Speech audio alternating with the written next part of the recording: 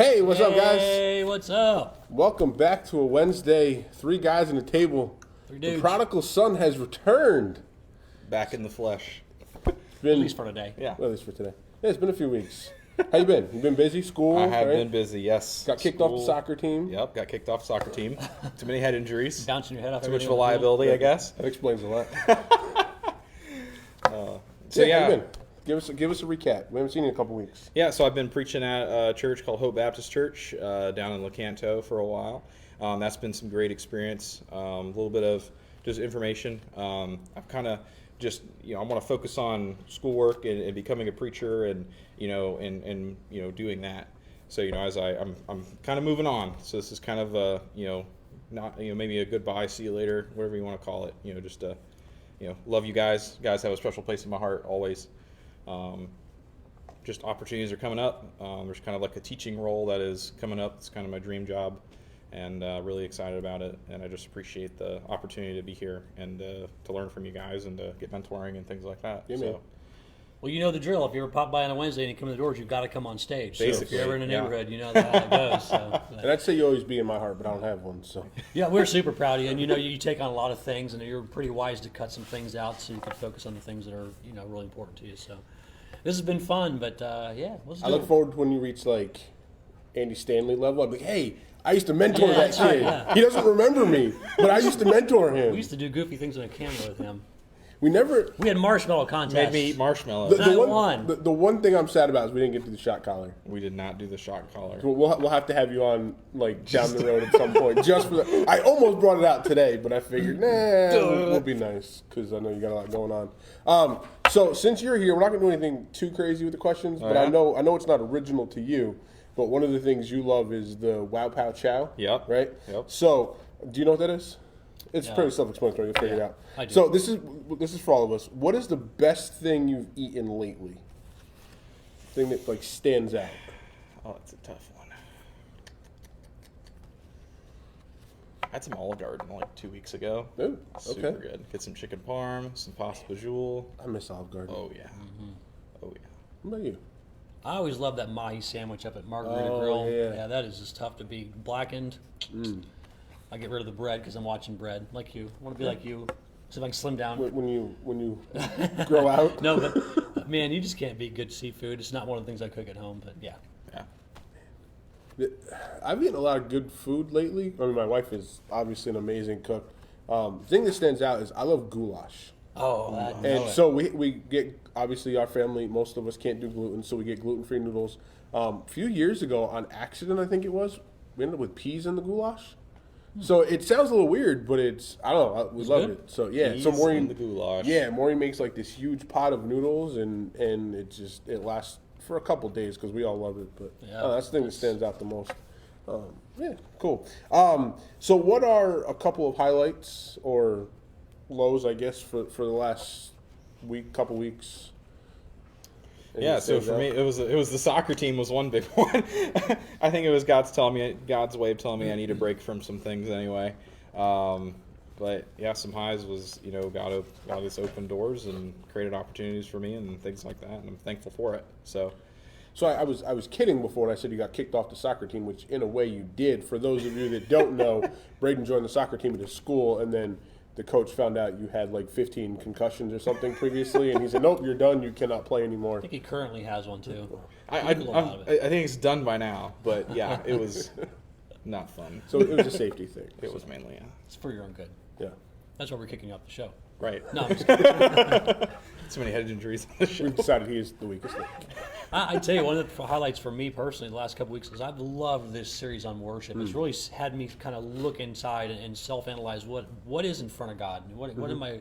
Get rid of that stuff. Get that nonsense out of the way. And my time and my talents and my treasure. Yeah. So I've loved this series. Stumped you. You stumped yourself. I did. Well, the Yankees are in the playoffs, so that's always All right. postseason. And the baseball. Cowboys are 1-3. As a low It light? couldn't be any better. Not. No, I haven't been feeling well. I've been dealing with this like neck shoulder issue, but because of that, I've had to rest a lot more and not do as much. But so I've been home more. I've been resting and relaxing, which for me is really weird because even like Maureen always asks me at night, "Where's the shut off button?" Like I keep my phone next to my bed so I can like wake up and like take notes so I don't forget like things. And so it's been nice to. It sounds weird, but it's been nice to be able to just kind of relax and taking more naps, but hang out with the girls a little bit and recharge because we're getting to move into a busy season again. Yeah. So that's I think. Sleep's good. So I love sleep, and I'm taking a vacation for the first time ever next week, which more on that in a minute. But so my wife and I are shipping our kids off to my in-laws. They're going down to Sarasota for a week. Sayonara. And Maureen and I have decided to, rather than like get a fancy hotel or go somewhere, that we're going to stay home and just do a lot of day trips. Cool. So we'll go to some nice restaurants, and it's our 15th anniversary. So Yeah. we've never done anything like that. That's so cool. Happy anniversary. Yeah, I'm excited about that. Thank you. 15's a big number now. I mean, nobody lasts 15 years anymore. It's like Yeah, it's disposable crazy. marriages just kind of. And It made no- me mad. We're out. It's crazy. Yeah, right. No, Blu-rays. No, I'm reading Jeremy's comments. Your dad said something about.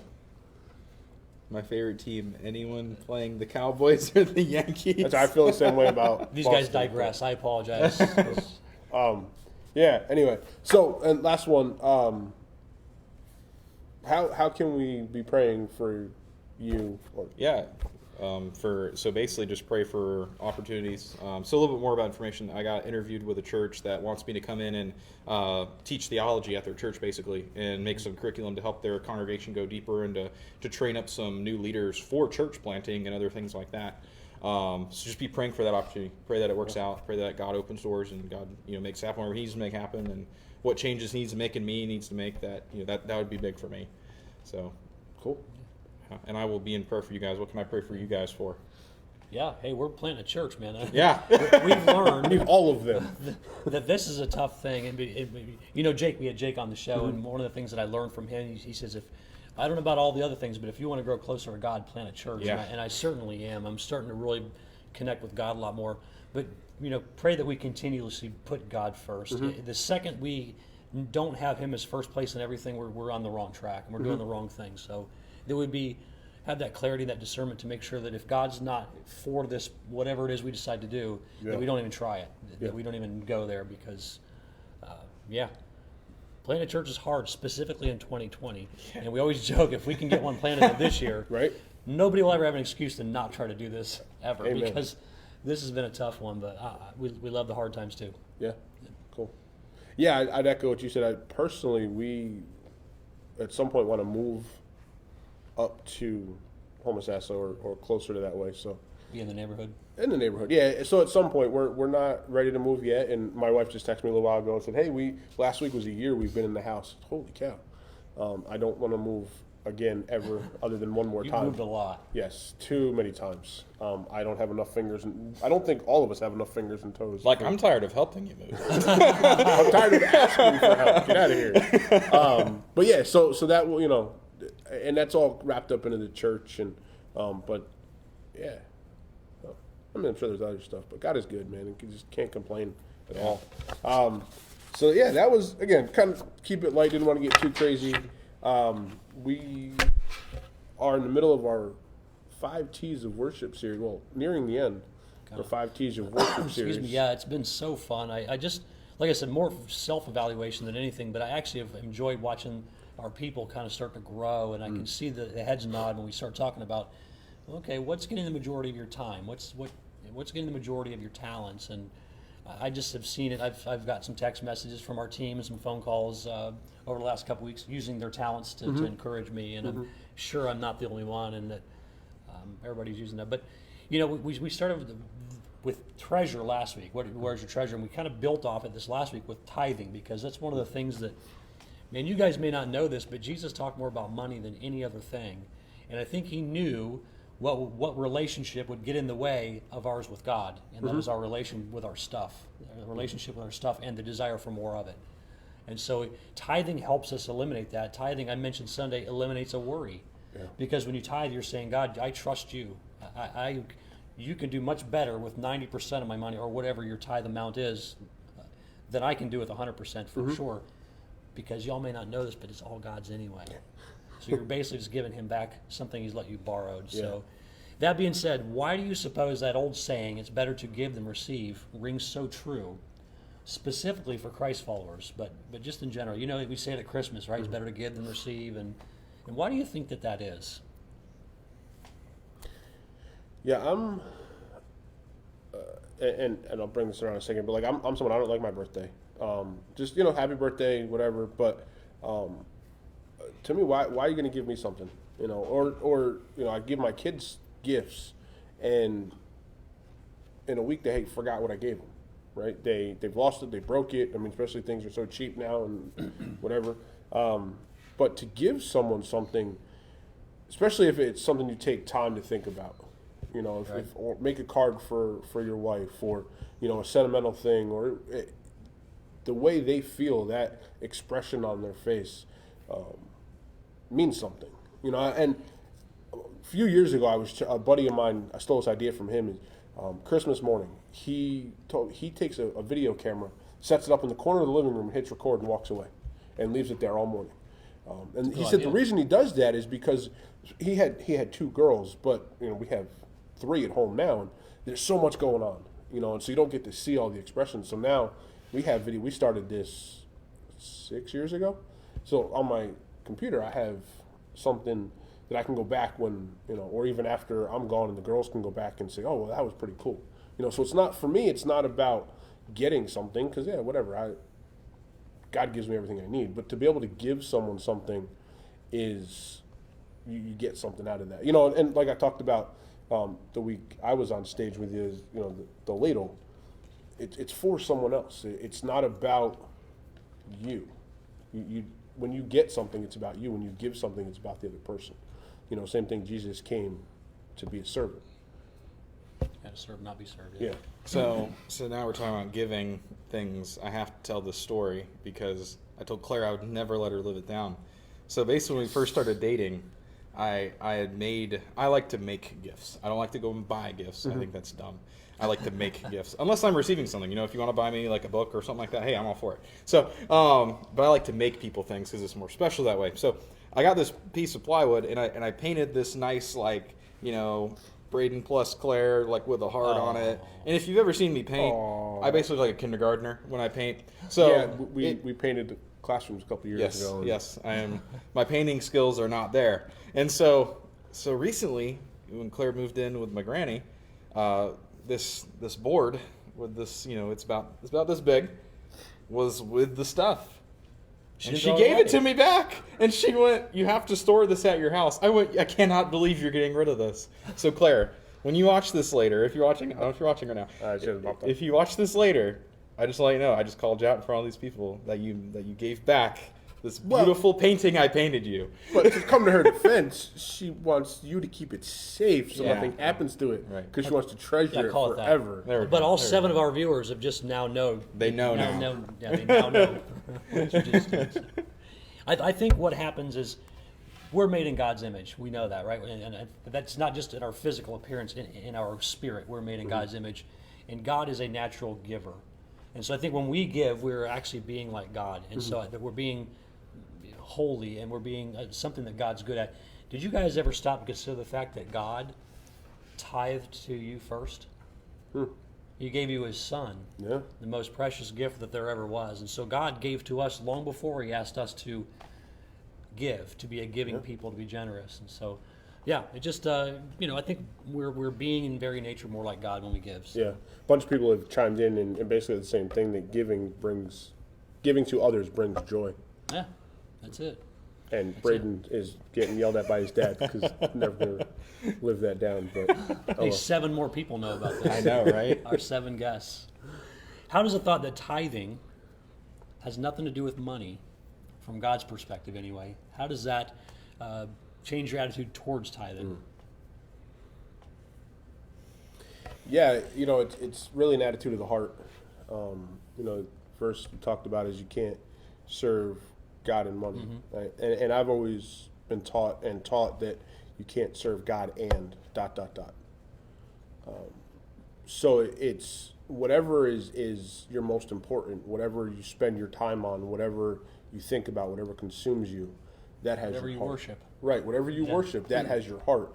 So yeah, tithing is an act, but it's from, what am I trying to say? It doesn't have to do with the money, because where's your heart at? What are you invested in? What are you wanting to get out of it? What are you looking? What's the reason behind it? Right. So yeah, I mean, anybody can write a check for whatever. You know, there's all these songs. You know, one song in particular I'm thinking of that. Oh, I put an extra 5 in the plate at church. That's checking a box. You know, Yeah. why are you giving? What's the reason behind that? Yeah, God's not a gumball machine where you stick in a quarter and he's going to give you something back. Yeah. You know, it's and you know, something with me, I've never really had a steady enough income where I've actually like done like a 10% like tithe. I've always kind of looked at my tithe as like my talent per se, and so you know, offering my services through volunteering or teaching or anything like that, that's always kind of been, you know, my sense of tithing at this point. You You're know? tithing your time. Yeah, that's what The I've done. things you've been Yeah. given it. Yeah. Well, that's one of the things I've loved about this series is because it's all worship. Yeah. It's all of it is an Yeah. act of worship. It really is. And if you think about it, God doesn't need cash. He could just have the government print off some more money if he needed cash. I mean, they're good at that, right? He wants your heart, and he wants every bit of it. God And- causes inflation. yeah, right.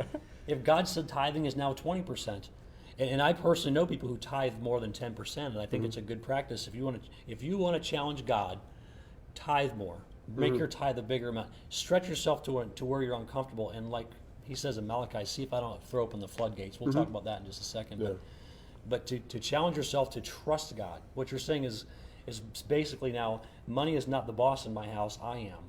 And who's my boss? That's God. So you're basically telling the assets that you have, whether it's time or money or talents, whatever, to be in control of you because you use them for God's worship, if you will. Well, and one of the things that changed our perspective is realizing that we're just being responsible and we're trusting God. We're yes, the Bible says to do it, but it's what are we making most important? And for us, to be able to trust God was that it's all yours anyway. We're stewards of what we have for now, and even our kids. So we're trusting Him with what He's called us to do. Yeah. And at the end of the day, to touch on what you just said, when we leave Earth, when we breathe our last, everything that we currently own now becomes somebody else's property. None of that goes with us. So, like you said, we're just stewards of the things God's given us. So we were in Malachi 3, and to kind of piggyback off what I just said, it says when God talks about testing Him, which, by the way, is the only place I can find in Scripture where it actually says test Him, not just His will, like Romans 12:2 says, but test Him with tithes and offerings and see if He'll not throw open the floodgates of heaven. I can imagine heaven's probably got some resources. I mean, they're probably doing okay. Streets of gold, I guess. But think about when God says, you just try me out in this and see if I won't open up all of it. I'll throw open the floodgates. How does that change your attitude towards being generous, whether it be in your tithes or given to other people? Or, how does that change your attitude on that, if it does? Yeah, if you think about it in the sense of, so we have to be careful when we use this Malachi verse because sometimes when we read that, someone could read that and say, oh, if I just give my tithe, God's going to, give me this abundance of wealth. That's things like right. that. Yeah. But it's not going to be necessarily, it could be a floodgate of spiritual welfare. It could be a floodgate of, and we have to also be careful because, if that promise was made specifically to Israel, but, we can still apply that God still, wants us to go to Him. But one thing that I see in this is that whenever we go forward to God, we shouldn't be afraid to give things to Him, and because we know that He's still going to take care of us, Yeah. no matter what. Whether if it's a monetary giving away or if it's you had to do something else, have to give something else away, He's still going to take care of you. But yeah, don't treat God like a slot machine.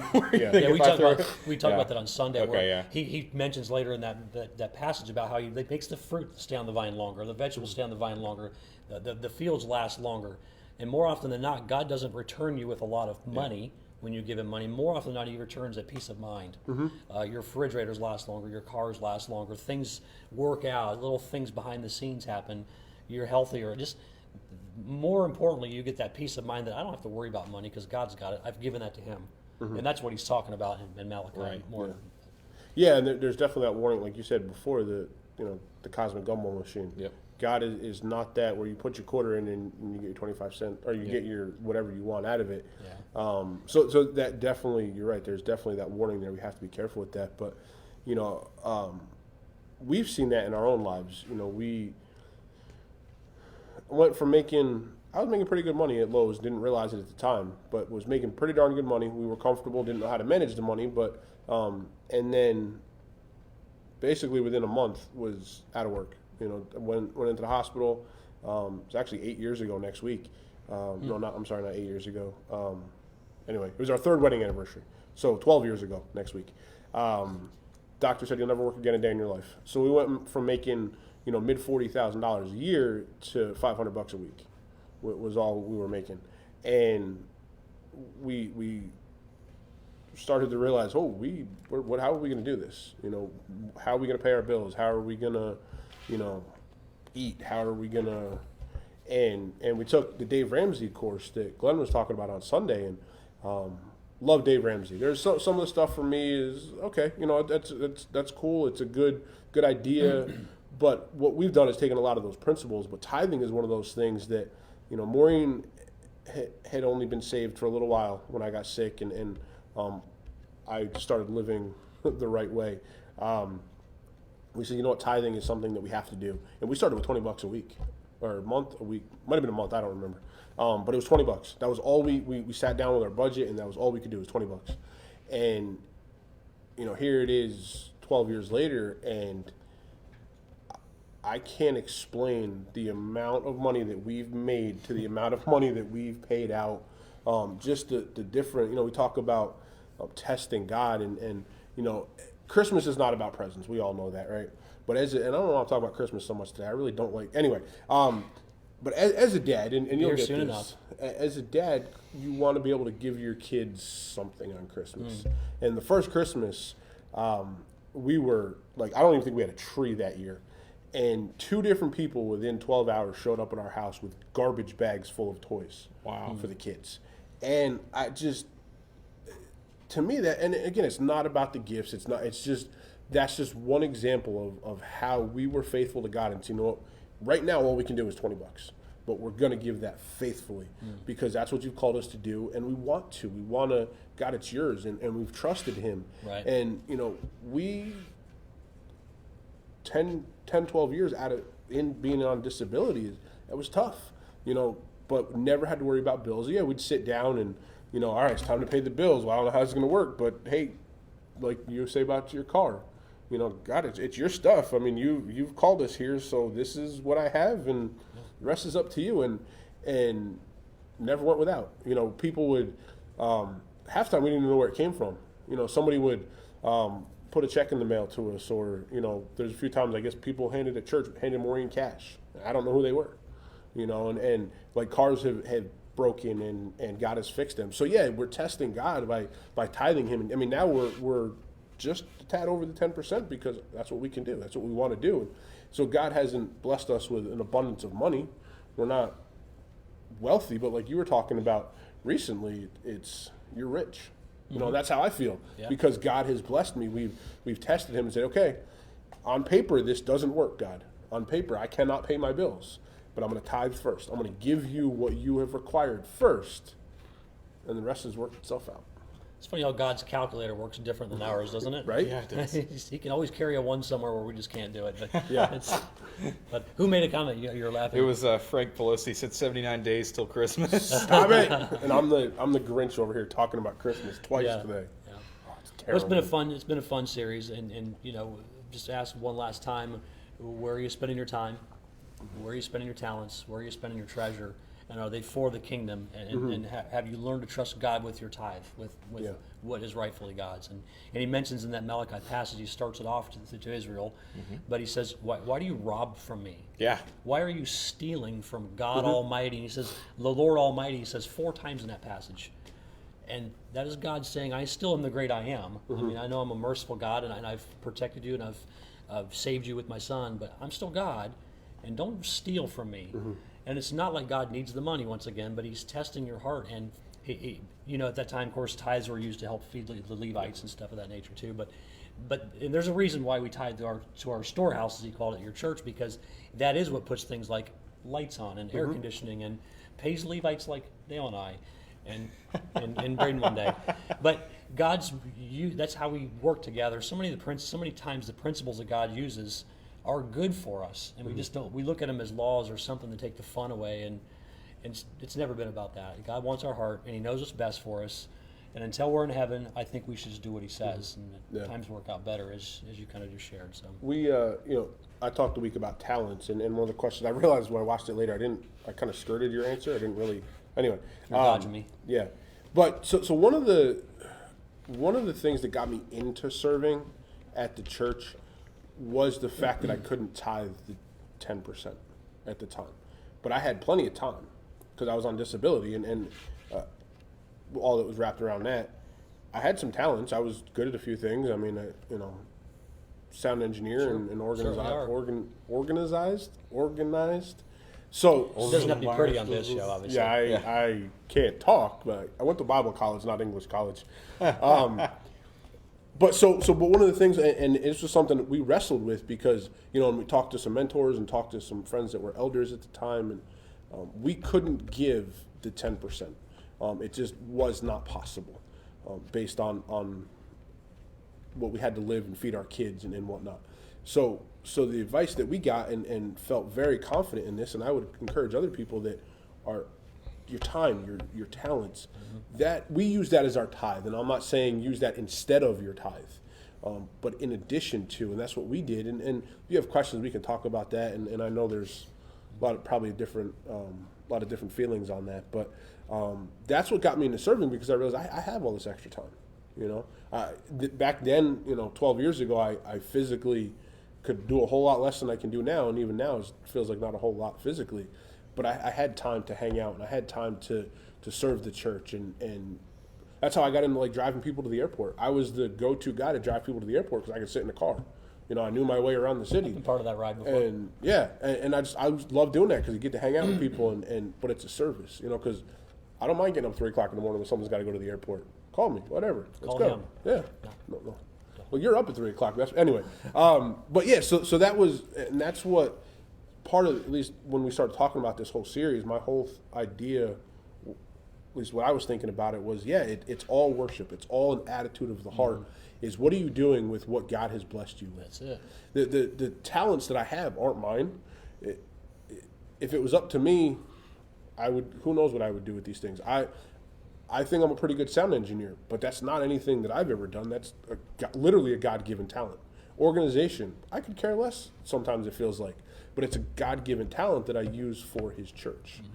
Tithing, yes, money is important to all of us. We can't, unfortunately, it's a necessary evil, right? We can't live without that, but what is the attitude of your heart? What is God required of you, and are you going to do that faithfully and willingly and joyfully? That's Amen. my sermon. I'm done. Amen. So we're coming down to the end of this series. Next week, we're going to talk about music. Woo-hoo. Something that when you say the word worship, most people automatically go there. So I say this specifically for last, but it is an act of worship. What we do with, and I believe in heaven we will sing all day to Almighty God. I believe that's part of what we will do, and we'll sing a new song, as Revelation says. But more on that on Sunday. I want to be the sound engineer at that concert. Yeah. I tell you what. Anyway, because I can't carry a tune in the bucket. Maybe in heaven I'll be able to sing. I don't know. I want good knees again. Maybe God will work New that body. out. New body. Yeah, new body. Yeah, but see, I hope my organs are still backwards. I really do. I mean, not that I'll care in heaven, I don't think. But anyway, sorry, we've digressed again. We miss you. I wish you the best. I hope God Appreciate does it. mighty things through you, and I know that He will.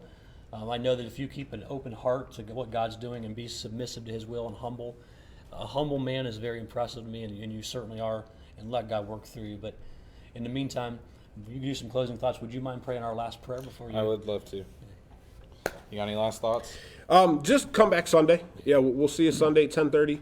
We're live, obviously, on Facebook, and we have some upcoming announcements about the building, but you'll get those in a couple of weeks. Yeah, that's all I got.